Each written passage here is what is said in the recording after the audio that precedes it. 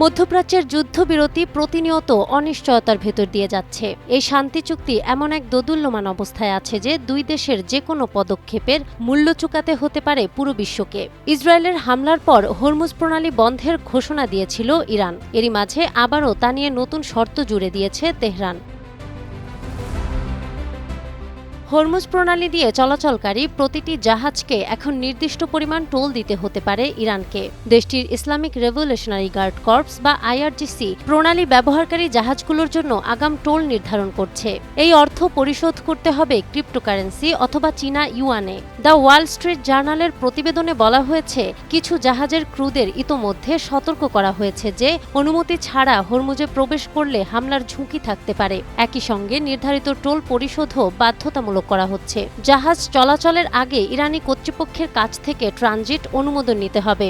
অর্থ পরিশোধের মাধ্যম হিসেবে বিটকয়েন বা ইউয়ান নির্ধারণ করতে হবে আগেই। পাশাপাশি কেশম ও লারাক দ্বীপের মাঝ দিয়ে ইরানের উপকূল ঘেঁষা নির্দিষ্ট রুট ব্যবহার করতে হবে। বন্ধু সুলভ কার্গো দ্রুত পারাপারের সুযোগ পেতে পারে। অন্যদের ক্ষেত্রে বিলম্ব বা নিষেধাজ্ঞা আরোপ হতে পারে।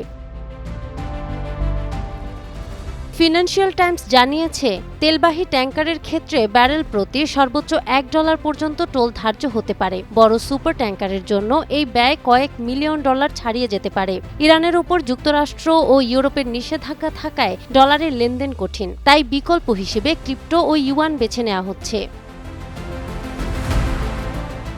বর্তমানে হরমুজে জাহাজ চলাচল স্বাভাবিকের তুলনায় অনেক কম। উপসাগরের দুই পাশে প্রায় 300 থেকে 400 ট্যাঙ্কার অপেক্ষা করছে। শিপিং খাতের ভাষায় পুরো এলাকা এখন একটি পার্কিং লট। আন্তর্জাতিক আইনে কৃত্রিম খালে টোল বৈধ হলেও হরমুজের মতো প্রাকৃতিক জলপথে তা বৈধ নয়। বিশ্লেষকদের মতে, ইরান এই নিয়ন্ত্রণকে এখন অর্থনৈতিক ও কূটনৈতিক চাপের হাতিয়ারে পরিণত করছে। নাহার বৃষ্টি, টাইমস টুডে।